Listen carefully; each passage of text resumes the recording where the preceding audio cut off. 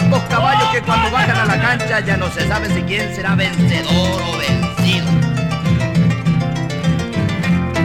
Recorro con mi manchao a la Arazán de Cirilo y no le pido ni un kilo como le dio al Colorado, ni cacho el abanderado y como juez Don Zenón al correr hasta el portón. Desde aquí hasta el esquinero le juego hasta la pero y empeño hasta mi facón.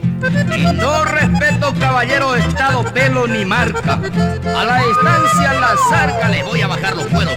No me asustan parejeros con capas ni con trompetas.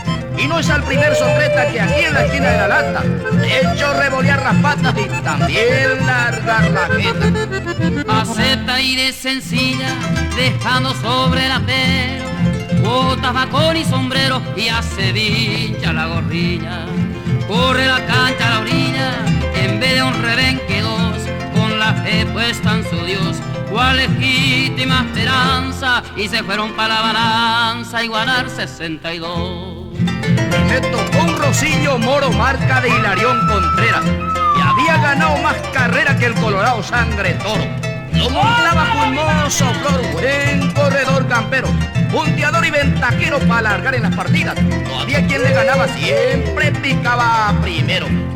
Y para qué seguir narrando que fue aquella carrera que cualquier hombre de afuera ya estarían calculando. Anduvieron mañareando, reja la partida, hasta que en una corrida le bajó el abanderado. El Rosillo y el Manchao salieron como una luz prendida.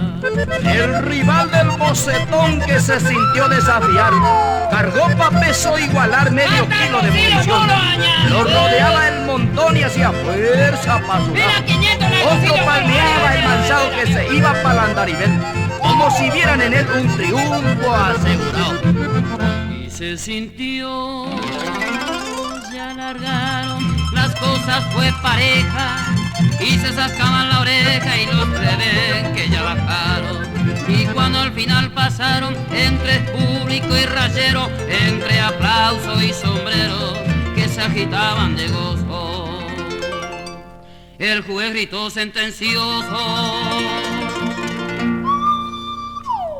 puesta no más, caballero. La próxima serás, amigo.